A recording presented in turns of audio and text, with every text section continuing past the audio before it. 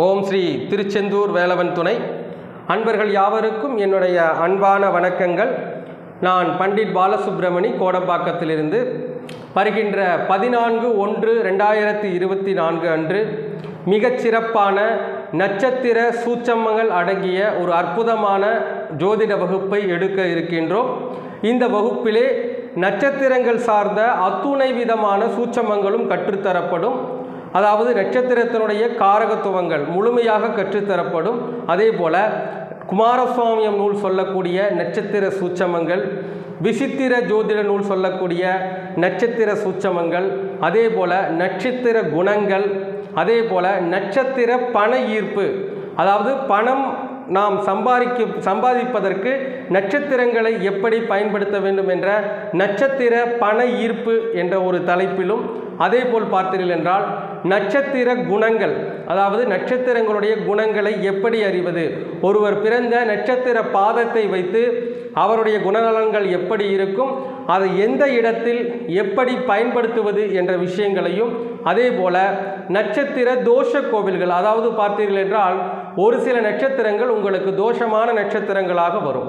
அப்பொழுது அந்த தோஷமான நட்சத்திரங்களுக்கு எந்த கோவிலுக்கு சென்றால் முறையான நிவர்த்தி கிடைக்கும் என்ற ஒரு விஷயங்களையும், நட்சத்திர எனர்ஜி கோவில்கள், அதாவது சில கோவில்களில் பார்த்தீர்கள் என்றால் ஒரு நட்சத்திரத்தினுடைய முழுமையான எனர்ஜியானது இருக்கும். அப்பொழுது அந்த நட்சத்திர எனர்ஜி கோவில்கள் எங்குள்ளது என்ற அந்த நட்சத்திர எனர்ஜி சார்ந்த அந்த கோவில் சார்ந்த ஒரு தலைப்பிலும், அதே போல் பார்த்தீர்கள் என்றால் சார ஜோதிடம், அதாவது பொதுவாக நாம் ஜோதிடம் சொல்கின்ற பொழுது நட்சத்திர சாரத்தை எப்படி எடுத்துக்கொள்ள வேண்டும், அது எப்படிப்பட்ட பலாபலன்களை திசாபுத்தியில் தரும் என்ற அற்புதமான விஷயங்களை எல்லாம் நாங்கள் வகுப்பிலே மிக முழுமையாக கற்றுக் கொடுக்கின்றோம். அந்த வகையில் பார்த்தீர்கள் என்றால் குமாரசுவாமியம் நூல் சொல்லக்கூடிய அந்த நட்சத்திர சூட்சமங்கள் பற்றிய ஒரு சிறு விளக்கங்களை, அந்த பாடத்திட்டத்தினுடைய அந்த விளக்கங்களை நான் தற்போது உங்களுக்காக சொல்ல இருக்கின்றேன். அந்த வகையில் குமாரசுவாமியம் நூலானது நட்சத்திர தாராபலன் வரிசையில் நாம் எந்த நட்சத்திரங்களை பயன்படுத்தினால் வாழ்வில் ஒரு மிகப்பெரிய வெற்றியை அடைய முடியும் என்ற அதிசூட்சமமான ரகசியங்களை எல்லாம் நமக்கு எடுத்துரைக்கின்றது. அதாவது நீங்கள் பிறந்த நட்சத்திரத்திற்கு நீங்கள் பிறந்த நட்சத்திரம் என்ன செய்யும், இரண்டாவது நட்சத்திரம் என்ன செய்யும், மூன்றாவது நட்சத்திரம் என்ன செய்யும் என்று இப்படி நீங்கள் பிறந்த நட்சத்திரத்திற்கு 27 நட்சத்திரங்களும் எப்படிப்பட்ட பலன்களை கொடுக்கும், அதில் எந்த நட்சத்திரத்தை நீங்கள் உபயோகப்படுத்த வேண்டும், எந்த நட்சத்திரத்தை தவிர்க்க வேண்டும் என்ற அற்புதமான விஷயங்கள் எல்லாம் இந்த வகுப்பிலே இடம்பெற்றிருக்கும். அந்த வகையிலே பார்த்தோம் என்றால் உதாரணமாக ஒரு நட்சத்திரம் ஒன்றை எடுத்துக்கொள்ளலாம். உதாரணமாக ஒரு ஜாதகர் சதயம் நட்சத்திரத்தில் பிறந்த ஜாதகர் என்று எடுத்துக்கொள்ளலாம். ஒரு ஜாதகர் சதயம் நட்சத்திரத்தில் பிரிந்திருக்கின்ற ஜாதகராக என்றால் சந்திரன் எங்கிருப்பார் என்றால் இங்கே தான் இருப்பார். அப்பொழுது சந்திரன் கும்பராசியில் இருப்பார், சதய நட்சத்திரம். அப்பொழுது சதயம் நட்சத்திரத்திற்கு உதாரணமாக நாம் ஒரு சில அந்த நட்சத்திர தாராபலன் வரிசையை பார்க்கலாம். உதாரணமாக சதயம் நட்சத்திரத்திற்கு ஒரு 11வது நட்சத்திரமாக வரக்கூடிய நட்சத்திரம் என்னவென்றால் புனர்பூச நட்சத்திரம். அப்பொழுது இங்கே இருக்கின்ற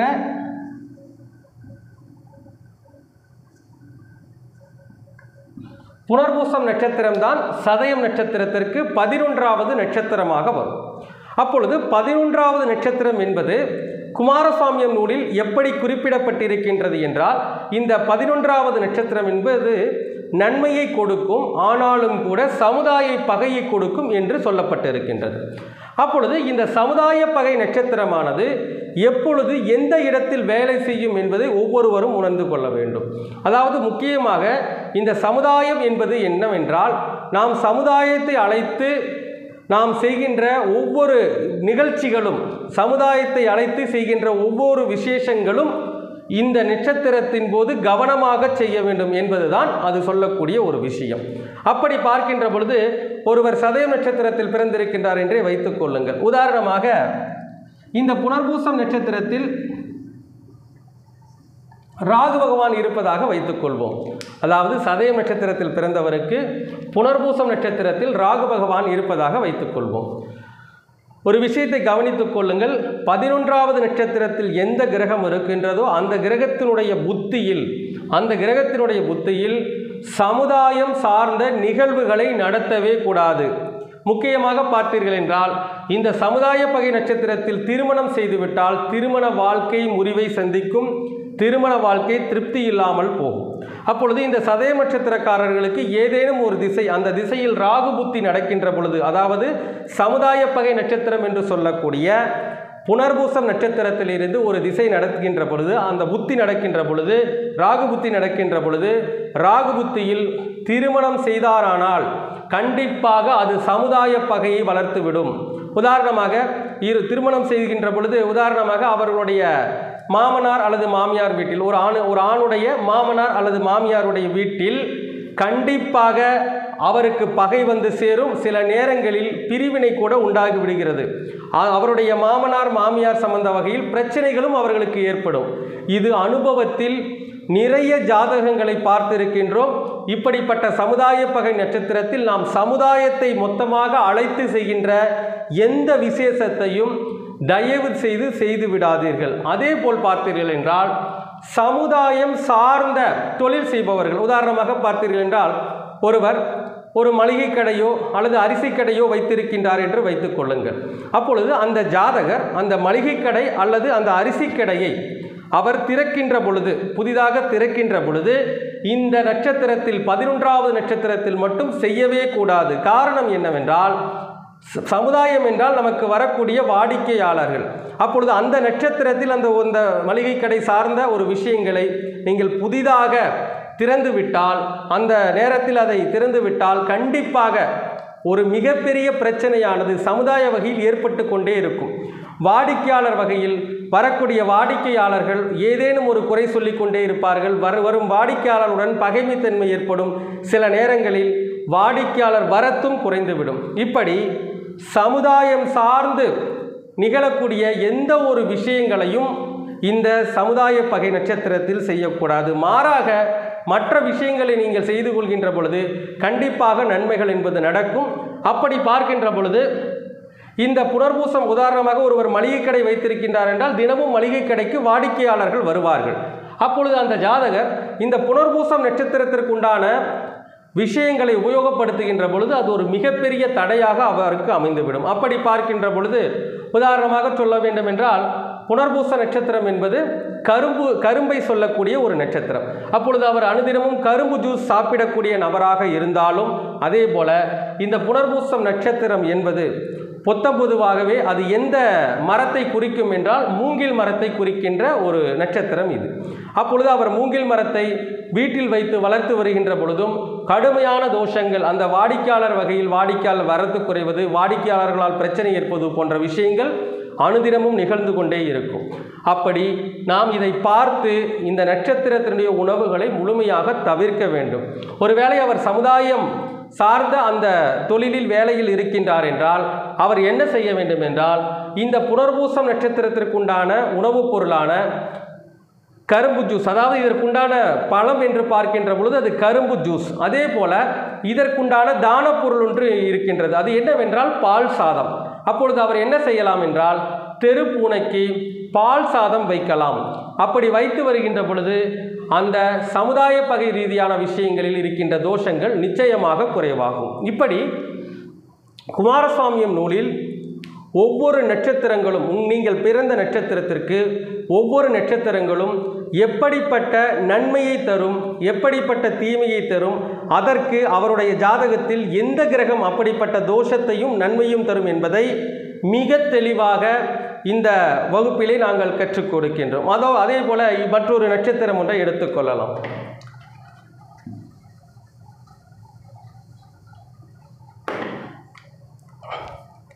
அடுத்ததாக ஒரு நட்சத்திரம் ஒன்றை எடுத்துக்கொள்ளலாம். அதாவது சதயம் நட்சத்திரத்திற்கு அடுத்ததாக மற்றொரு நட்சத்திரம் ஒன்றை எடுத்துக்கொள்ளலாம். உதாரணமாக சதயம் நட்சத்திரத்திற்கு 6வது நட்சத்திரமாக வரக்கூடிய நட்சத்திரம் என்னவென்றால் பரணி நட்சத்திரம். சதயம் நட்சத்திரத்திற்கு 6வது நட்சத்திரமாக வரக்கூடிய நட்சத்திரம் பரணி நட்சத்திரம். அப்பொழுது இந்த சதயம் நட்சத்திரக்காரர்களுக்கு பரணி நட்சத்திரத்தில் இருந்து ஒரு கிரகம் தன்னுடைய புத்தியை நடத்துகின்ற பொழுது அந்த ஜாதகருக்கு அந்த நட்சத்திரத்தினுடைய விஷயங்களை கையாள்கின்ற பொழுது மிகப்பெரிய தெய்வ அனுகூலம் என்பது கிடைக்கும். குமாரசுவாமியம் நூலிலே 6வது நட்சத்திரத்திற்கு தெய்வ அனுகூல நட்சத்திரம் என்று பெயர் சூட்டி இருக்கின்றார்கள். அப்படி பார்க்கின்ற பொழுது உதாரணமாக பரணி நட்சத்திரத்தில் ஏதேனும் ஒரு கிரகம், உதாரணமாக செவ்வாய் பகவான் இருப்பதாக வைத்துக்கொள்வோம். அப்பொழுது பரணி நட்சத்திரத்தை, அதாவது சதயம் நட்சத்திரத்திற்கு பரணி நட்சத்திரம் 6வது நட்சத்திரம், அதிலே செவ்வாய் பகவான் இருக்கின்ற பொழுது கண்டிப்பாக இந்த பரணி நட்சத்திரத்தை இயக்குகின்ற பொழுது மிகப்பெரிய ஒரு தெய்வ அனுகூலமும் அந்த ஜாதகருக்கு சாதகமான அனுகூலமான விஷயங்களும் நிச்சயமாக நடந்தேறும். அப்பொழுது தாராளமாக அந்த நட்சத்திரத்தை அவர் அந்த முக்கியமாக அந்த செவ்வாய் திசை அல்லது செவ்வாய் புத்தியில் பயன்படுத்துகின்ற பொழுது பரிபூரணமான தெய்வ கடாட்சம் என்பது அவர்களுக்கு கிடைக்கும். ஆனாலும் பாருங்கள், முதலில் இந்த செவ்வாய் பகவான் லக்னத்திற்கு எப்படிப்பட்டவர், அவர் எங்கே இருக்கின்றார் என்பதையும் நாம் கவனித்துக் கொள்வது மிகவும் சிறப்பு. உதாரணமாக பார்த்தோம் என்றால் ஒரு லக்னம் ஒன்றை எடுத்துக்கொள்வோம். உதாரணமாக அந்த ஜாதகர் மீன லக்னம் என்று எடுத்துக்கொள்ளலாம். அவர் மீன லக்னத்தில் பிறந்தவர் என்று எடுத்துக்கொள்ளலாம்.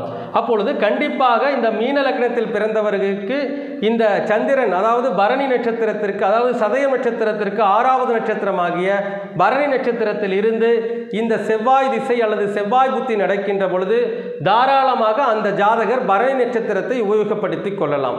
அப்பொழுது பரணி நட்சத்திரத்திற்குண்டான விஷயங்கள் என்னவென்றால் துர்க்கை அம்மனை வழிபாடு செய்வது, அதே போல் பார்த்தீர்கள் என்றால் நெல்லிக்காய் சாப்பிடுவது, நெல்லிக்காய் மரத்தை வீட்டில் வைத்து வளர்த்து வருவது போன்ற விஷயங்கள் எல்லாம் அவருக்கு பரிபூரண தெய்வ கடாட்சத்தை நிச்சயமாக கொடுக்கும்.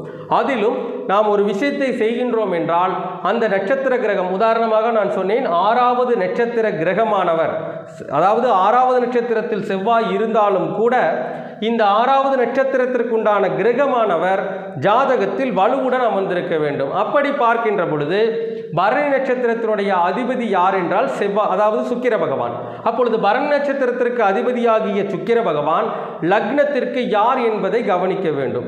மீன லக்னத்தை பொறுத்தவரையில் மீன லக்னத்திற்கு 3ஆம் வீட்டிற்கும் 8ஆம் வீட்டிற்கும் உண்டானவர் தான் இந்த சுக்கிர பகவான்.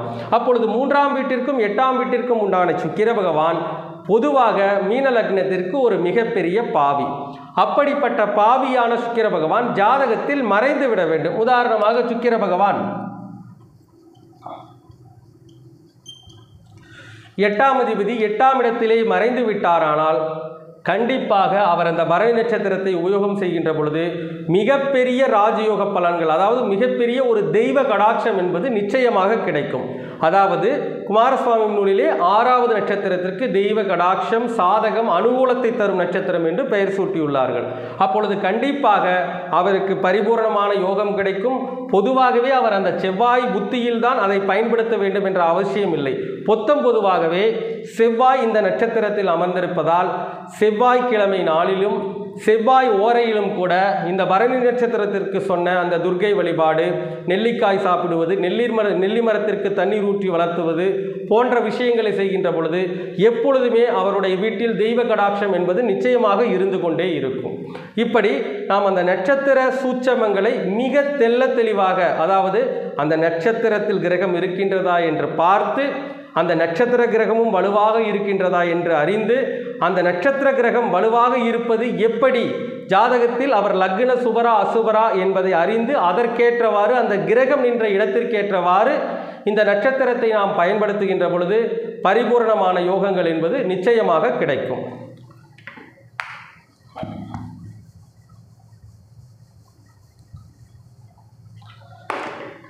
அடுத்தபடியாக வேறு ஏதேனும் ஒரு நட்சத்திரம் ஒன்றை எடுத்துக்கொள்ளலாம். உதாரணமாக ஒரு ஜாதகர்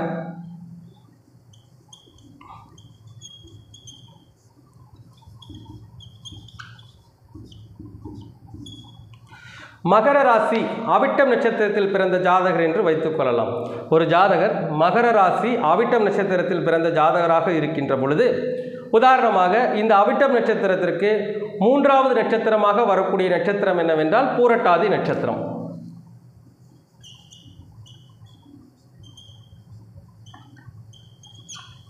அவிட்டம் நட்சத்திரத்திற்கு 3வது நட்சத்திரமாக வரக்கூடிய நட்சத்திரம் என்னவென்றால் பூரட்டாதி நட்சத்திரம். அப்பொழுது 3வது நட்சத்திரத்திற்கு விபத்து தாரை நட்சத்திரம் என்று பெயர் சூட்டி இருக்கின்றார்கள். அதாவது விபத்து தாரை நட்சத்திரம், விபத்து தாரையும் பாதிப்பையும் சொல்லக்கூடிய நட்சத்திரம் தான் மூன்றாவது நட்சத்திரம். அவர் பிறந்த நட்சத்திரத்திற்கு மூன்றாவது நட்சத்திரம் விபத்தையும் பாதிப்பையும் கொடுக்கக்கூடிய நட்சத்திரம் என்று சொல்லி இருக்கின்றார்கள். அப்படி இருக்கின்ற பொழுது அவருக்கு இந்த விபத்து சார்ந்த பாதிப்புகள் எப்பொழுது ஏற்படும் என்றால், அந்த நட்சத்திரத்தில் ஏதேனும் ஒரு கிரகம் அமர்ந்திருக்கின்ற பொழுது அந்த புத்தி காலகட்டங்களில் அவருக்கு விபத்துக்கள் ஏற்படுவதற்கான வாய்ப்புகள் அதிகம். ஆனாலும் பாருங்கள், விபத்துகள் என்பது வண்டி வாகனத்தில் சென்று விபத்தாவது மட்டுமே விபத்தில்லை. ஒரு காரியத்தை செய்கின்றீர்கள், அந்த காரியம் விபத்தாக முடிந்து விடுவது, பாதிப்பாக முடிந்து விடுவது, அப்படி கூட நாம் அந்த விஷயத்தை எடுத்துக்கொள்ளலாம். அப்படி பார்க்கின்ற பொழுது இந்த அவிட்டம் நட்சத்திரத்தில் பிறந்தவருக்கு உதாரணமாக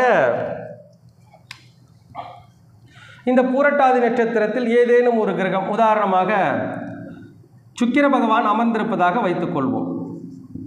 அப்பொழுது அவிட்டம் நட்சத்திரத்தில் பிறந்தவருக்கு இந்த பூரட்டாதி நட்சத்திரத்தில் சுக்கிரன் அமர்ந்திருப்பதாக வைத்துக்கொள்வோம். உதாரணமாக நாம் ஒரு லக்னம் ஒன்றை எடுத்துக்கொள்ளலாம். ஏதேனும் ஒரு லக்னம், உதாரணமாக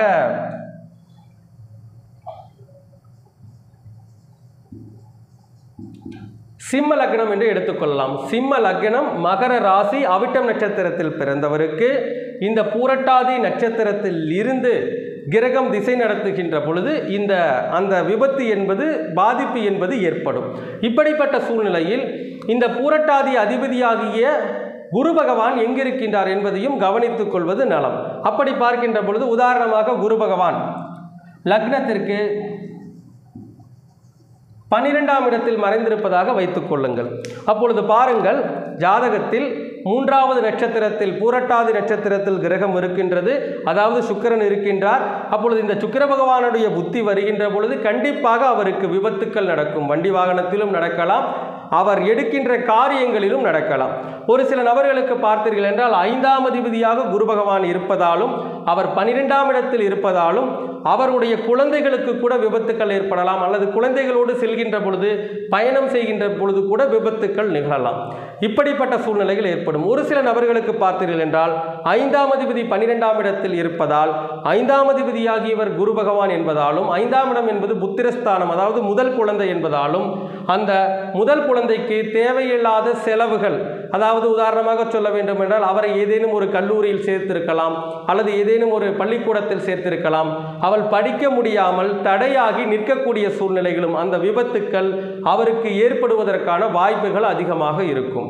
இப்படி மூன்றாவது நட்சத்திரத்தில் இருக்கின்ற கிரகங்களுடைய அந்த புத்தியில், திசையில் மிகவும் கவனமாக இருக்க வேண்டும். இப்படிப்பட்ட சூழ்நிலையில் நாம் எப்படிப்பட்ட பரிகாரங்களை செய்ய வேண்டும் என்றால், பொதுவாக மூன்றாவது நட்சத்திரத்திற்குண்டான இந்த பூரட்டாதி நட்சத்திரத்திற்குண்டான உணவு என்னவென்றால் மாம்பழம் அல்லது புட்டு கொண்டக்கடலை அல்லது சப்பாத்தி கொண்டக்கடலை, இது போன்று கொண்டக்கடலை சார்ந்த உணவுகளை இந்த பூரட்டாதி நட்சத்திரம் வரும்போது தானம் செய்ய வேண்டும். மாம்பழத்தையும் தானம் செய்யலாம். இப்படி செய்கின்ற பொழுது அந்த நட்சத்திர தோஷம் என்பது கண்டிப்பாக குறைவாகும். முக்கியமாக அந்த சுக்கிர புத்தி நடக்கின்ற காலகட்டங்களில் பூரட்டாதி நட்சத்திரம் அன்றும் செய்ய வேண்டும். அதே போல பொதுவாக சுக்கிரன் இருப்பதால் வெள்ளிக்கிழமை நாளிலும் இந்த தான தர்மங்களை செய்து வர வேண்டும். அப்படி செய்கின்ற பொழுது இந்த நட்சத்திரத்தினுடைய தோஷம் என்பது குறைவாகும். அதே போல 5ஆம் அதிபதி 12ஆம் இடத்தில் இருக்கின்ற காரணத்தினால் குழந்தையுடன் சேர்ந்து நீண்ட தூர பயணங்கள் செய்வதை தவிர்க்க வேண்டும். அதே போல அதற்கேற்றவாறு வாழ்வியல் பரிகாரங்களையும் செய்ய வேண்டும்.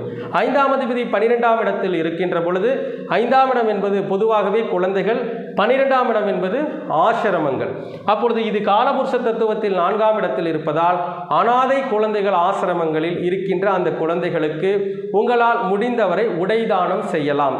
அல்லது முடியவில்லை என்றாலும் கூட ஏழை எளிய குழந்தைகளுக்கு உடைதானம் செய்வது, அதே போல 12ஆம் இடம் என்பது செருப்பு, ஒரு செருப்பு வாங்கி கொடுப்பது போன்ற விஷயங்களை செய்கின்ற பொழுது அந்த மூன்றாவது நட்சத்திர தோஷமும் அந்த நட்சத்திரத்தினுடைய தோஷமும் அந்த பாவக ரீதியான தோஷமும் கண்டிப்பாக குறைவாகும்.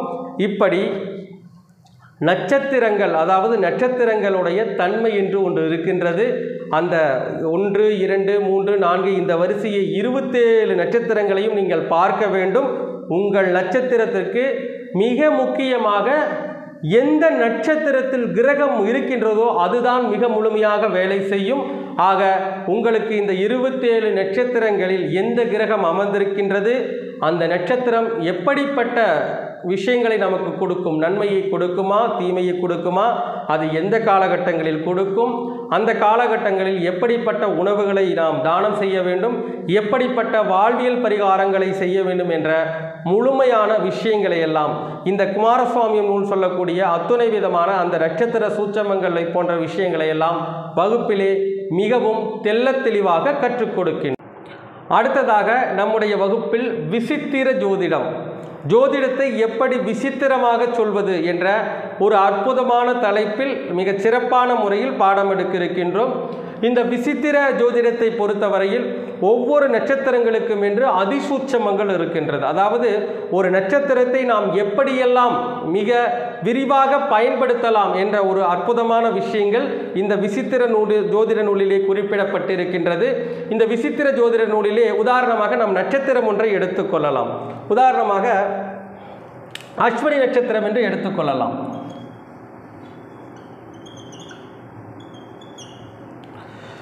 அஸ்வினி நட்சத்திரம் என்று நாம் எடுத்துக்கொள்கின்ற பொழுது அஸ்வினி நட்சத்திரத்தை பொறுத்தவரையில் அஸ்வினி நட்சத்திரமானது நம்முடைய தலைப்பகுதியில் இருக்கின்ற நட்சத்திரம். அதாவது அஸ்வினி நட்சத்திரத்துடைய அந்த இடமானது தலைப்பகுதியில் இருக்கிறது.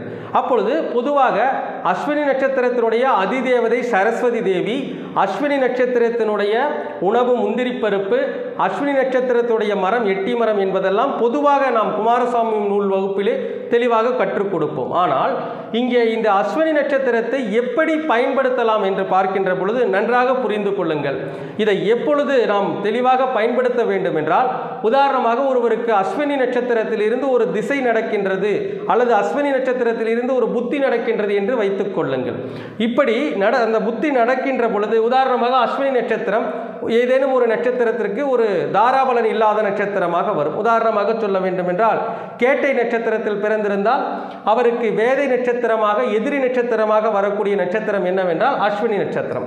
அப்பொழுது அந்த நட்சத்திரத்தில் இருந்து திசை நடத்துகின்ற பொழுது கேட்டை நட்சத்திரத்தில் பிறந்தவர்களுக்கு அஸ்வினி நட்சத்திரத்தில் இருந்து ஒரு கிரகம் திசையை நடத்துகின்ற பொழுது மிக கடுமையான தோஷங்கள் எல்லாம் ஏற்பட்டு கொண்டிருக்கும். விசித்திர ஜோதிட நூல் படி நாம் எப்படிப்பட்ட பரிகாரங்களை இதில் செய்யலாம் என்றால், பொதுவாக அஸ்வினி என்றால் தலைப்பகுதி, அதாவது தலைமுடி, கேது பகவான் என்றால் தலைமுடி, அதனுடைய நட்சத்திரம் தான் அஸ்வினி நட்சத்திரம். அப்பொழுது தலைமுடி சார்ந்த விஷயங்களுக்கு நாம் உதவி செய்ய வேண்டும். எப்படி உதவி செய்ய வேண்டும் என்றால், பொதுவாக பாருங்கள், அஸ்வினி என்பது நான் சொல்லிவிட்டேன் தலைமுடி. அதாவது நான் தலைமேல் அணியக்கூடிய விஷயங்கள் என்னவென்றால் நாம் அணியக்கூடிய தொப்பி, அதே போல நாம் இந்த அஸ்வினி நட்சத்திரம் என்றால் நாம் சீவக்கூடிய சீப்பு, அது போன்ற விஷயங்களும், அதே போல பார்த்தீர்கள் என்றால் ஹெல்மெட் சார்ந்த விஷயங்களும் இந்த அஸ்வினி நட்சத்திரத்தில் தான் வரும். நாம் என்ன செய்யலாம் என்றால், இது போன்று அஸ்வினி நட்சத்திரம் நமக்கு வேதை நட்சத்திரமாக வந்து, அதாவது முக்கியமாக நான் ஒரு நட்சத்திரத்தை குறிப்பிட்டிருக்கின்றேன், அதே போல ஒரு சில நபர்களுக்கு 3, 5, 7 போன்ற தாராபலன் இல்லாத வரிசையில் இந்த அஸ்வினி நட்சத்திரம் வந்துவிடும். அப்பொழுது நாம் என்ன செய்யலாம் என்றால் தொப்பி தானம் கொடுக்கலாம். தொப்பி யாருக்கெல்லாம் தானம் கொடுக்கலாம் என்றால், பொதுவாக பார்த்தீர்கள் என்றால் இந்த தூய்மை தொழிலாளர்கள் இருக்கின்றார்கள், அவர்களுக்கு தொப்பி தானம் அஸ்வினி நட்சத்திரத்தில் செய்யலாம்.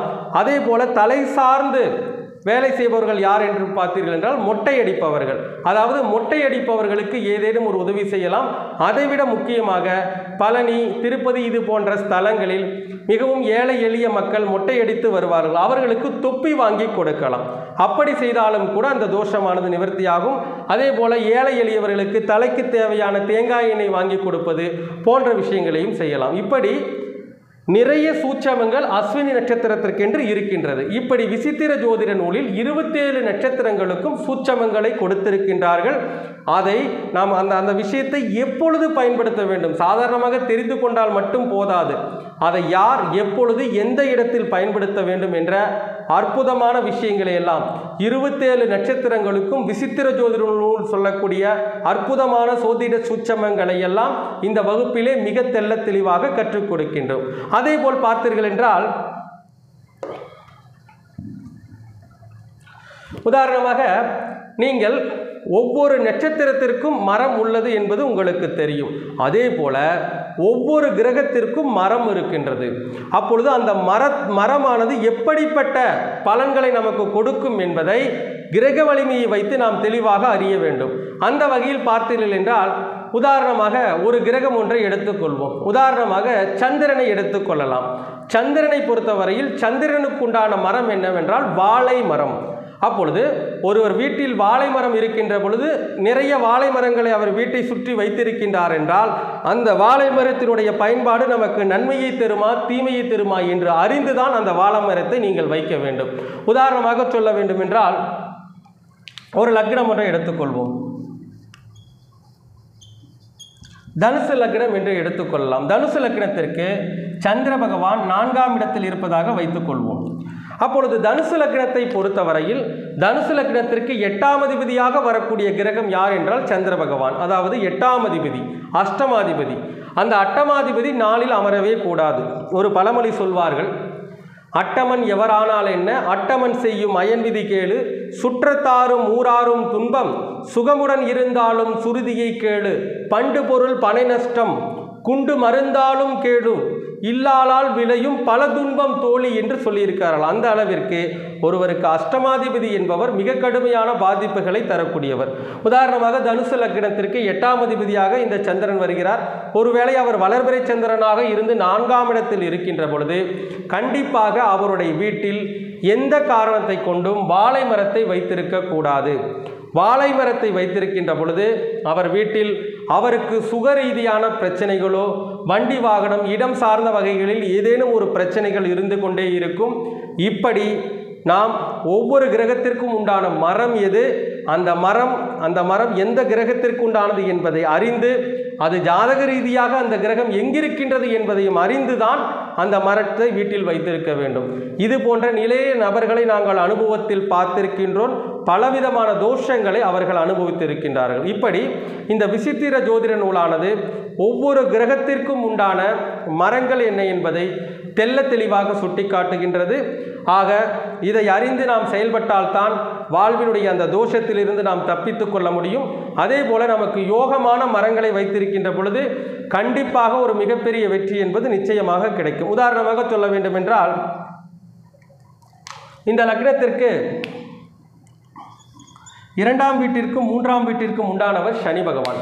உதாரணமாக சனி பகவான் லக்னத்திற்கு ஏதேனும் ஒரு இடத்தில் எடுத்துக்கொள்ளலாம். உதாரணமாக சனி பகவான் லக்னத்திற்கு 11ஆம் இடத்தில் உச்சமாக இருப்பதாக வைத்துக் கொள்வோம். அவர் வக்ரம் பெறாமல் மிகவும் சிறப்பாக 11ஆம் இடத்தில் உச்ச நிலையில் இருக்கின்ற பொழுது அந்த ஜாதகர் கண்டிப்பாக இந்த சனி பகவானிற்கு உண்டான மரத்தை வீட்டில் வைத்து வளர்த்து வருகின்ற பொழுது ஒரு பெரிய யோகம் என்பது கிடைக்கும்.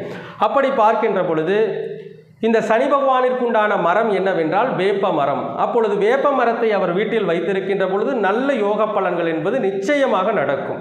ஆனால் ஒரு விஷயம் நான் அடிக்கடி என்னுடைய பதிவில் சொல்கின்ற விஷயம் என்னவென்றால் சுக்கிர திசையில் மட்டும் இந்த லக்னக்காரர்கள் சுக்கிர திசையில் மட்டும் வேப்ப மரத்தை வைத்திருக்க கூடாது. ஏனென்றால் சுக்கிர திசையில் அவருக்கு வேதகனாக எதிரியாக வரக்கூடிய கிரகம் சனி பகவான். அப்பொழுது அந்த திசையை தவிர்த்துவிட்டு மீதி இருக்கக்கூடிய எல்லா திசைகளிலும் இந்த வேப்ப மரத்தை வளர்த்து வருவதன் மூலமாக மிகப்பெரிய யோக பலன்கள் என்பது அவருக்கு கிடைக்கும். முக்கியமாக சனிக்கிழமை நாளில் தவறாமல் அந்த வேப்ப மரத்திற்கு மஞ்சள் தண்ணீர் ஊற்றி வளர்த்து வருகின்ற பொழுது ஒரு மிகப்பெரிய ராஜயோக பலன்கள் என்பது கிடைக்கும். இப்படி விசித்திர ஜோதிட நூலில் அந்த அதாவது அந்த கிரகத்திற்கான மரங்கள், அதே போல கிரகத்திற்கான பலவிதமான காரகத்துவங்கள், நான் மரங்களை மட்டும்தான் குறிப்பிட்டு இருக்கின்றேன், பலவிதமான காரகத்துவங்கள் இந்த விசித்திர ஜோதிட நூலிலே குறிப்பிடப்பட்டிருக்கின்றது. அதை எங்கே எப்படி பயன்படுத்த வேண்டும் என்ற முழுமையான விஷயங்களை எல்லாம் நாங்கள் வகுப்பிலே தெல்ல தெளிவாக கற்றுக் கொடுக்கின்றோம். உதாரணமாக சொல்ல வேண்டும் என்றால்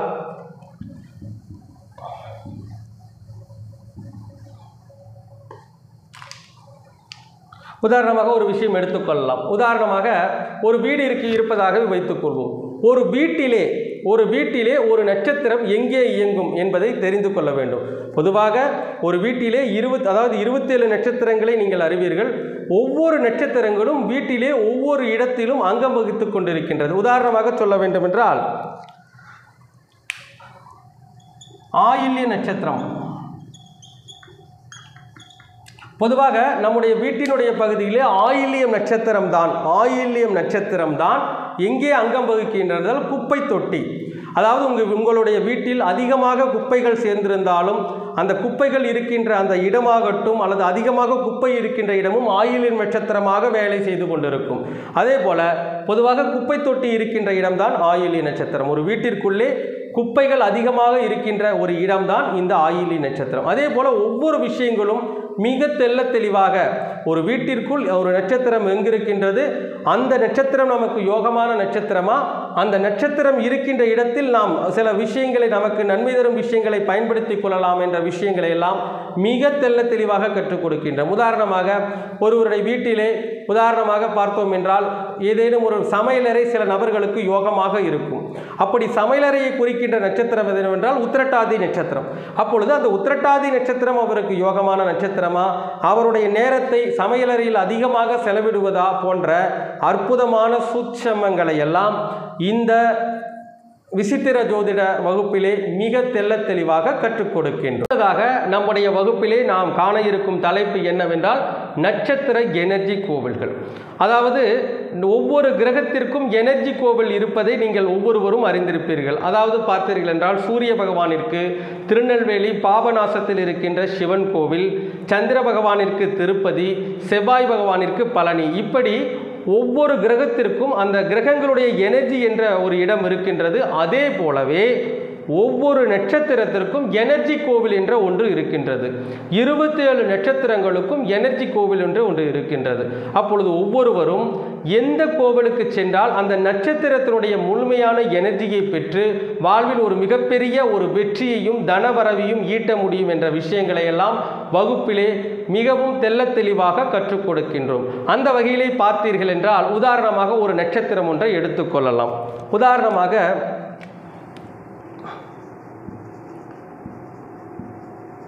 சுவாதி நட்சத்திரம் என்று எடுத்துக்கொள்ளலாம்.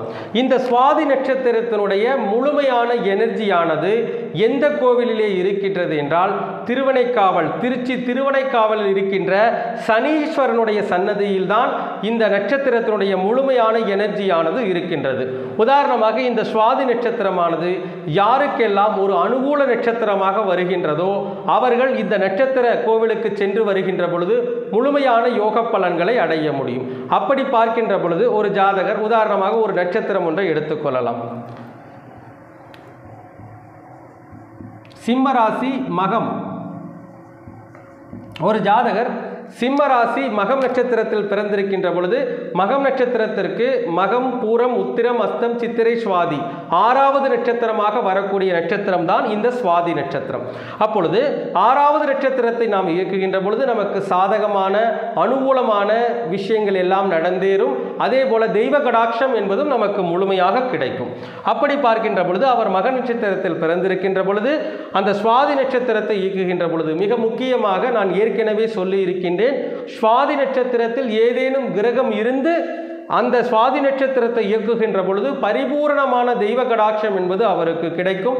நல்ல சாதகமான அனுகூலமான விஷயங்களும் அவருடைய வாழ்வில் நிச்சயமாக நடந்தேறும். அதே போல் ஒரு விஷயத்தை கவனித்துக் கொள்ள வேண்டும், கிரகம் இருந்தால் மட்டும் போதாது, அந்த கிரகம் வலுவுடன் இருக்க வேண்டும்.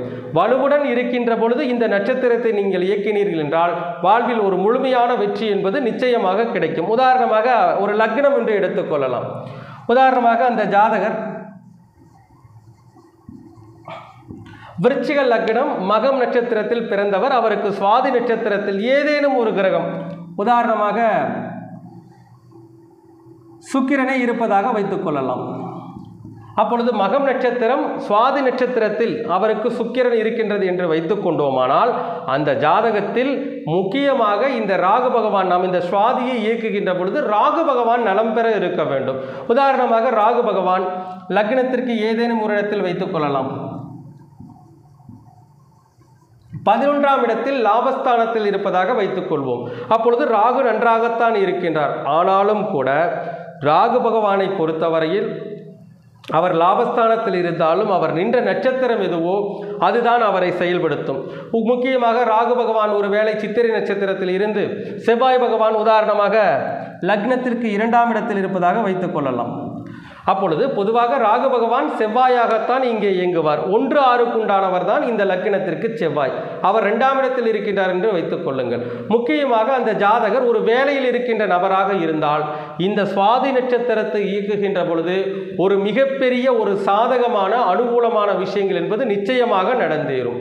இப்படி ஒவ்வொரு நட்சத்திரத்திற்கும் இந்த எனர்ஜி எங்கு இருக்கின்றது, அந்த எனர்ஜி கோவில்களுக்கு யார் எப்போது செல்ல வேண்டும், அதற்கு கிரகபலம் எப்படி ஒத்துழைக்கின்றது என்பதை பார்த்து அந்த கோவிலுக்கு சென்று வருகின்ற பொழுது பரிபூரணமான யோகங்களை எல்லாம் அந்த ஜாதகர் நிச்சயமாக பெறலாம். அதே போல மற்றொரு நட்சத்திரம் ஒன்றை எடுத்துக்கொள்ளலாம்.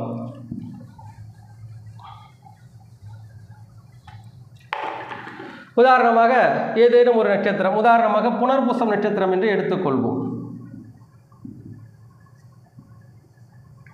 புனர்பூசம் நட்சத்திரம் என்று எடுத்துக்கொள்ளலாம். அப்பொழுது இந்த புனர்பூசம் நட்சத்திரத்தினுடைய எனர்ஜி எங்கு இருக்கின்றது என்றால் ஆலங்குடியில் இருக்கின்ற அந்த குரு பகவானுடைய சன்னதியில் தான் இந்த புனர்பூசத்தின் நட்சத்திரத்தினுடைய முழுமையான எனர்ஜியானது இருக்கின்றது. ஒரு சில நபர்களுக்கு இந்த நட்சத்திரம் தாராபலன் இருக்கின்ற நட்சத்திரமாக வரும். உதாரணமாக சொல்ல வேண்டும் என்றால், ஒருவர் மீனராசி ரேவதி நட்சத்திரத்தில் பிறந்திருக்கின்ற ஜாதகர் என்று வைத்துக் கொள்ளலாம். அப்பொழுது ரேவதி நட்சத்திரத்திற்கு 8வது நட்சத்திரமாக வரக்கூடிய நட்சத்திரம் தான் இந்த புனர்பூசம் நட்சத்திரம். அப்பொழுது அவருக்கு நல்ல ஒரு நட்பையும் ஒரு பணவரவையும் கொடுக்கின்ற நட்சத்திரம் தான் இந்த புனர்பூச நட்சத்திரம். ஆக அவர் முக்கியமாக ஒரு லக்னம் ஒன்றை எடுத்துக்கொள்ளலாம். உதாரணமாக கும்ப லக்னம் என்று எடுத்துக்கொள்ளலாம். அதாவது கும்ப லக்னம் மீனராசி ரேவதி நட்சத்திரத்தில் பிறந்தவராக இருந்தால் அவருக்கு 8வது நட்சத்திரமாக வரக்கூடிய நட்சத்திரம் புனர்பூசம். அப்பொழுது கண்டிப்பாக அவர் அந்த புனர்பூசம் நட்சத்திரத்திற்குண்டான எனர்ஜி கோவிலான ஆலங்குடி குரு பகவான் கோவிலுக்கு சென்று வருகின்ற பொழுது மிகப்பெரிய ராஜயோக பலன்களை நிச்சயமாக அனுபவிப்பார். முக்கியமாக அவருக்கு அந்த நட்சத்திரத்தில் கிரகம் இருக்க வேண்டும். கிரகம் இருந்து இயக்குகின்றவர்களுக்கு தான் பரிபூரணமான யோகம் என்பது கிடைக்கும். உதாரணமாக இந்த புனர்பூசம் நட்சத்திரத்தில் சனி பகவான் இருப்பதாக வைத்துக் கொள்ளுங்கள். அப்பொழுது சனி பகவான் இருக்கின்ற பொழுது பரிபூரண யோக பலன்கள் என்பது அவருக்கு கிடைக்கும். அதிலும் பார்த்தீர்கள் என்றால் இந்த புனர்பூசம் இந்த 8வது நட்சத்திரத்தினுடைய அதிபதியாகிய புனர்பூசத்தினுடைய அதிபதி குரு பகவான் ஜாதகத்தில் பலத்தோடு இருந்தால், உதாரணமாக குரு பகவான் 11ஆம் இடத்தில் 2-11க்குண்டான குரு பகவான் 11ஆம் இடத்தில் ஆட்சி நிலையில் இருக்கின்ற பொழுது அவர் இந்த புனர்பூசம் நட்சத்திரத்திற்குண்டான ஆலங்குடி குரு சன்னதிக்கு சென்று வருகின்ற பொழுது கண்டிப்பாக அவருடைய வாழ்வில் ஒரு மிகப்பெரிய ஏற்றம் என்பது நிச்சயமாக நடந்தேறும். முக்கியமாக புனர்பூசம் நட்சத்திரத்தில் சனி பகவான் அமர்ந்திருப்பதால் சனி ஓரையில் செல்வது நல்லது. அதே போல சனிக்கிழமையும் புனர்பூசம் நட்சத்திரமும் சேர்ந்து வருகின்ற பொழுது பரிபூர்ணமான தெய்வ ஒரு கடாட்சம் என்பது கிடைக்கும். முக்கியமாக புனர்பூசம் நட்சத்திரத்தில் சனி ஓரையில் வழிபாடு செய்கின்ற பொழுது 2ஆம் வீட்டிற்கும் 11ஆம் வீட்டிற்கும் உண்டான தன ரீதியான யோகங்கள் அனைத்தும் அவருக்கு நிச்சயமாக வந்து சேரும். அதிலும் அதிமுக்கியமாக இந்த சனி புத்தி நடக்கின்ற காலங்களில் இதை செய்கின்றவர்களுக்கு இரட்டிப்பான பலன்கள் என்பது நிச்சயமாக நடக்கும். இப்படி ஒவ்வொரு நட்சத்திரத்திற்கும் நட்சத்திர எனர்ஜி கோவில்கள் எங்கிருக்கின்றது என்பதை அறிந்து எப்படி அதை வழிபாடு செய்ய வேண்டும், யார் எந்த இடத்தில் எந்த நேரத்தில் சென்று வழிபாடு செய்ய வேண்டும் என்ற பரிபூரணமான விஷயங்களை எல்லாம் இந்த வகுப்பிலே மிக முழுமையாக கற்றுக் கொடுக்கின்றோம். அடுத்ததாக நட்சத்திர தோஷ நிவர்த்தி கோவில்கள். அதாவது ஒவ்வொரு நட்சத்திரமும் நமக்கு ஒரு சில நேரங்களில் தாராபலன் இல்லாத நட்சத்திரமாக வந்துவிடும். அந்த நட்சத்திரத்திற்கென்று அந்த நட்சத்திரத்தை தோஷ நிவர்த்தி செய்வதற்கென்று ஒரு கோவில் இருக்கின்றது. அந்த கோவில் என்ன என்பதை அறிந்து அதற்கேற்றவாறு எப்படி செயல்பட வேண்டும், எப்படி வழிபாடு செய்ய வேண்டும், என்ன மாதிரியான விஷயங்களை எல்லாம் செய்ய வேண்டும் என்ற ஒரு அற்புதமான விஷயங்களை எல்லாம் வகுப்பிலே தெள்ள தெளிவாக கற்றுக் கொடுக்கின்றோம். அந்த வகையில் பார்த்தோர்கள் என்றால், உதாரணமாக ஒரு ஜாதகருக்கு விசாக நட்சத்திரம் தோஷமான நட்சத்திரமாக வந்துவிடுகிறது என்று வைத்துக் கொள்ளுங்கள். விசாக நட்சத்திரம் உதாரணமாக ஒரு நட்சத்திரம் ஒன்றை எடுத்துக்கொள்ளலாம். பொதுவாக விசாகம் நட்சத்திரம் என்பது கார்த்திகை நட்சத்திரத்திற்கு வேதை நட்சத்திரமாக வரும். உதாரணமாக ஒருவர் சந்திரன் கார்த்திகை நட்சத்திரம்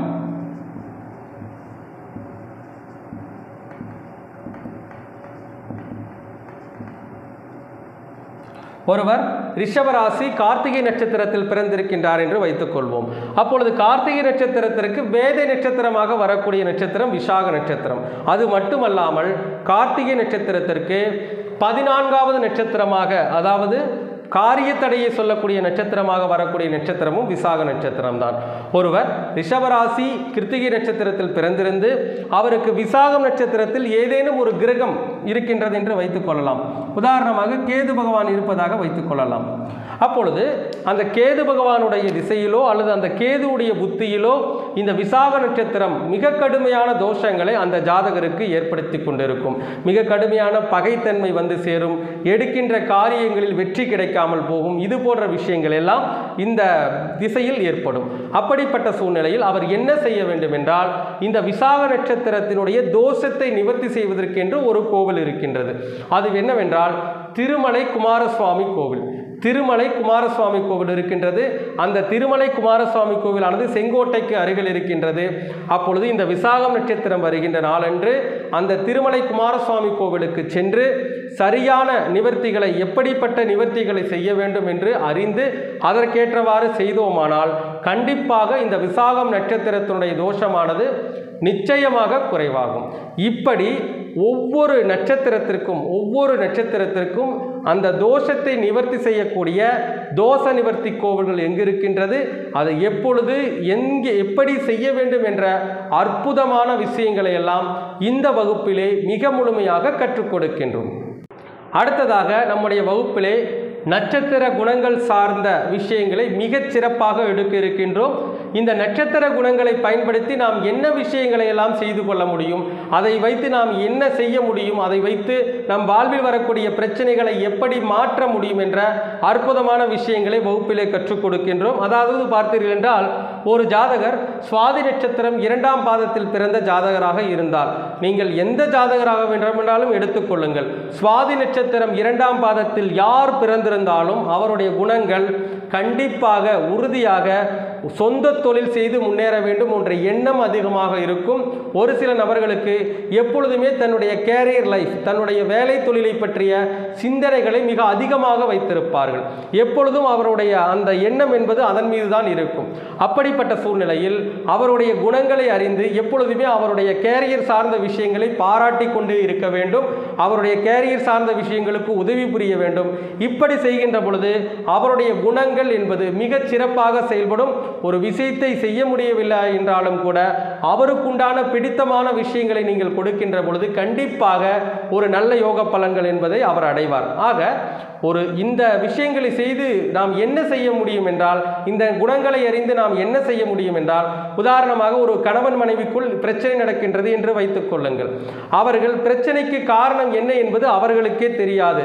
இருவரையும் தனியாக அழைத்து, உன்னுடைய கணவருக்கு இது பிடிக்கும், உன்னுடைய மனைவிக்கு இது பிடிக்கும், அவருக்கு தேவையான விஷயங்களை நீங்கள் செய்தீர்கள் என்றால் கண்டிப்பாக அவர் உங்கள் மேல் விருப்பம் வைப்பார் என்று கணவன் மனைவியிடத்தும் மனைவி கணவனிடத்தும் சொல்கின்ற இந்த நட்சத்திர குணங்களை சொன்னோமானால் கண்டிப்பாக அவருடைய பிரச்சனைகள் விலகுவதற்கு மிக அதிகமான வாய்ப்புகள் இருக்கின்றது.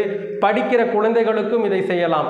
இப்படி நீங்கள் இந்த நட்சத்திர குணங்களை அறிந்து செயல்படுத்தினீர்கள் என்றால் ஒவ்வொருவருடைய வாழ்க்கையும் ஒரு மிகச் சிறப்பான வாழ்க்கையாக அமையும். அப்படிப்பட்ட அற்புதம் வாய்ந்த இந்த நட்சத்திர குணங்கள் சார்ந்த இந்த தலைப்பிலும் நாம் பாடம் எடுக்க இருக்கின்றோம். அடுத்ததாக வகுப்பிலே காண இருக்கும் தலைப்பு என்னவென்றால் பண ஈர்ப்பு. அதாவது பணத்தை எப்படி ஈர்ப்பது, நட்சத்திரங்கள் வாயிலாக இந்த பணத்தை பெறக்கூடிய அமைப்பு எப்படி இருக்கும், அதை நாம் எப்படி பயன்படுத்த வேண்டும் என்ற அற்புதமான விஷயங்களை எல்லாம் இந்த வகுப்பிலே கற்றுக் கொடுக்க இருக்கின்றோம். நான் முதலிலேயே சொல்லி இருக்கின்றேன், குமாரசுவாமியம் நூல் வகுப்பிலே 2வது நட்சத்திரம், 20வது நட்சத்திரம், 8வது நட்சத்திரம், 26வது நட்சத்திரம், இந்த நட்சத்திரங்கள் தன வருவாயை அதிகமாக கொடுக்கின்ற நட்சத்திரங்கள். அதை நாம் நட்சத்திரங்கள் வாயிலாக எப்படி அந்த நட்சத்திரங்களை பயன்படுத்தி அந்த பணத்தை நாம் பெறுவது என்ற போன்ற விஷயங்களை கற்றுக் கொடுக்க இருக்கின்றோம். அடுத்தபடியாக பண ஈர்ப்பு, அதாவது பண ஈர்ப்பு சார்ந்த விஷயங்களில் இந்த நட்சத்திரங்கள் எப்படி செயல்படுகின்றது என்றால், பொதுவாக பார்த்து கொள்ளுங்கள், ஒரு ஜாதகத்தில் லக்னத்திற்கு 2ஆம் அதிபதி தன வரவை கொடுக்கின்றவர், லக்னத்திற்கு 11ஆம் அதிபதி லாபத்தை கொடுக்கின்றவர். அப்பொழுது இந்த தனாதிபதி என்று சொல்லக்கூடியவரும் லாபாதிபதி என்று சொல்லக்கூடியவரும் எந்த நட்சத்திரத்தில் இருக்கின்றார்களோ அந்த நட்சத்திரத்தை நாம் இயக்குகின்ற பொழுது தன ரீதியான உயர்வுகள் என்பது நிச்சயமாக கிடைக்கும். பணம் ஈர்ப்பு சார்ந்த விஷயங்களும் உங்களை வந்தடையும். உதாரணமாக ஒரு லக்னம் ஒன்றை எடுத்துக்கொள்ளலாம். உதாரணமாக ஒரு லக்னம், ஒரு ஜாதகர் கன்யா லக்னத்தில் பிறந்திருக்கின்ற ஜாதகர் என்று வைத்துக் கொள்ளலாம். கன்யா லக்னத்தை பொறுத்தவரையில் கன்யா லக்னத்திற்கு 2ஆம் அதிபதியாக வரக்கூடிய கிரகம் யார் என்றால் சுக்கிர பகவான், 11ஆம் அதிபதியாக வரக்கூடிய கிரகம் யார் என்றால் சந்திர பகவான். முதலில் தனகாரகனாகிய இந்த சுக்கிர பகவானுடைய நிலையை கவனிப்போம். அப்பொழுது இரண்டாம் அதிபதி ஆகிய சுக்கிரன் ஜாதகத்தில் உதாரணமாக லக்னத்திற்கு 5ஆம் இடத்தில் இருப்பதாக வைத்துக் கொள்வோம். 5ஆம் இடத்தில் இந்த சுக்கிர பகவான் உதாரணமாக ஏதேனும் ஒரு நட்சத்திரம், உதாரணமாக திருவோணம் நட்சத்திரத்தில் இருப்பதாக வைத்துக் கொள்வோம். திருவோணம் நட்சத்திரத்தில் இருப்பதாக வைத்துக் கொள்வோம். அந்த ஜாதகர் உதாரணமாக கடகராசி பூசம் நட்சத்திரத்தில் பிறந்த ஜாதகர் என்று வைத்துக் கொள்ளுங்கள். அதாவது இந்த கன்னியா லக்னத்திற்கு தன வருவாயை கொடுக்கின்ற கிரகம் யார் என்றால் சுக்கிர பகவான். அவர் 5ஆம் இடத்தில் திருவோணம் நட்சத்திரத்தில் இருக்கின்ற பொழுது இந்த பூசம் நட்சத்திரத்திற்கு திருவோணம் நட்சத்திரம் தாராபலன் அடிப்படையில் எந்த வரிசையில் வருகின்றது என்பதை பார்க்க வேண்டும்.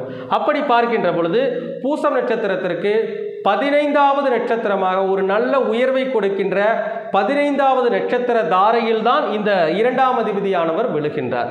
அப்படி பார்க்கின்ற பொழுது கண்டிப்பாக அந்த ஜாதகர் திருவோணம் நட்சத்திரத்திற்குண்டான இயக்கங்களை தொடர்ச்சியாக செய்து வருகின்றது ஒரு மிகப்பெரிய யோக பலன்கள் என்பது கிடைக்கும். அப்பொழுது திருவோணம் நட்சத்திரத்தினுடைய அதிதேவதை யார் என்றால் புதன் பகவான். அதாவது திருவோணம் நட்சத்திரத்தினுடைய அதிதேவதை யார் என்றால் பெருமாள். அப்பொழுது கண்டிப்பாக பெருமாளை அனுதினமும் வழிபாடு செய்து வருகின்ற பொழுதும், திருவோணம் நட்சத்திரத்திற்குண்டான சீத்தாப்பழம் சாப்பிட்டு வருகின்ற பொழுதும், அதே போல திருவோணம் நட்சத்திரத்திற்குண்டான வெள்ளருக்கு செடிக்கு தண்ணீர் ஊற்றி வளர்த்து வருவதன் மூலமாகவும் கண்டிப்பாக அவருக்கு நிச்சயமாக தன ரீதியான உயர்வுகள் என்பது கிடைக்கும். நான் ஏற்கனவே சொல்லியிருக்கின்றேன், 2ஆம் அதிபதி நின்ற நட்சத்திராதிபதி தாராபலன் அடிப்படையில் சுபமாக வந்து அந்த கிரகமும் உதாரணமாக சந்திரனை எடுத்திருக்கின்றோம். இந்த சந்திரன் ஒருவேளை வளர்பிறை சந்திரனாக அங்கேயே ஆட்சி பெற்றிருக்கின்ற பொழுது பரிபூரணமான அந்த தன ஈர்ப்பு என்பது நிச்சயமாக இவர்களுக்கு ஏற்படும். ஆக அதை அறிந்து அவர்கள் செயல்பட வேண்டும். அதே போல் பார்த்தீர்கள் என்றால் ஒருவேளை பூசம் நட்சத்திரம் அல்லாமல் ஆயில்யம் நட்சத்திரத்தில் அந்த ஜாதகர் பிறந்திருக்கின்றார் என்றால் ஆயில்யம் நட்சத்திரத்திற்கு 14வது நட்சத்திரமாக இந்த திருவோணம் நட்சத்திரம் வந்துவிடும். அப்பொழுது கடினமான தோஷத்தை அவருக்கு வழங்கும். இப்படிப்பட்ட சூழ்நிலையில் அவர் என்ன செய்ய வேண்டும் என்றால் திருவோணம் நட்சத்திரத்திற்குண்டான இட்லி கேசரியை தானம் செய்யலாம் அல்லது சீத்தாப்பழத்தை தானம் செய்யலாம். இப்படி செய்தாலும் கூட அந்த நட்சத்திரத்தினுடைய தோஷம் விலகி அவர்களுக்கு தன ரீதியான உயர்வுகள் என்பது கிடைக்கும். ஆக 2ஆம் அதிபதி அமர்ந்த நட்சத்திரம் தாராபலன் வரிசையில் எப்படி வருகின்றது, அதே போல 2ஆம் அதிபதி அமர்ந்த அந்த நட்சத்திராதிபதி நல்ல இடத்தில் இருக்கின்றாரா என்பதெல்லாம் அறிந்து உணவை எடுத்துக்கொள்ள வேண்டுமா அல்லது உணவை தானம் செய்ய வேண்டுமா என்ற விஷயங்களை எல்லாம் மிக தெளிவாக அந்த தன வருவாயை ஈட்டுவதற்கான மிக தெளிவான விளக்கங்களை எல்லாம் இந்த வகுப்பிலே கற்றுக் கொடுக்கின்றோம். வகுப்பிலே கற்றுக் கொடுக்கும் தலைப்பு என்னவென்றால் சார ஜோதிடம். அதாவது சாரம் பார்க்காத ஜோதிடர் சோரம் போய்விடுவார் என்பது வழக்கு. அதாவது நம்முடைய முன்னோர்கள் சொன்ன ஒரு விஷயம். அதாவது சாரம் பார்க்காமல் ஜோதிடம் சொல்லாதே என்று சொல்வார்கள். அப்படிப்பட்ட சாரத்திற்கென்று தனித்துவம் என்பது இருக்கின்றது.